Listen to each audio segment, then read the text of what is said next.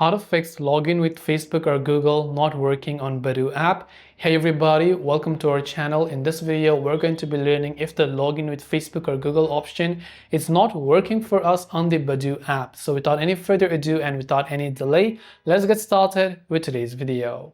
If Badoo's login with Facebook or Google is not working, first ensure that your internet connection is stable. So if you're using Wi-Fi, you can try to switch to cellular data and see if that actually helps you solve your major problem.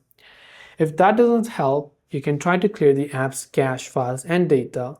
To do that, just make sure to long press on the Badoo app icon, tap on the eye icon which will take you to the app information page, and from there you can simply go to its storage settings. From storage, you can clear the cache files and you can also clear the data. And after you've done that, what you can do is ensure that your Badoo app itself is also updated to the latest version.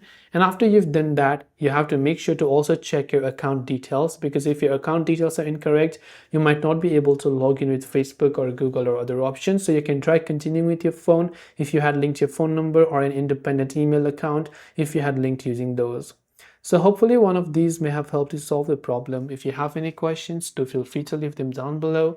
As always, thanks for watching till the very end of the tutorial, and see you soon in the next video.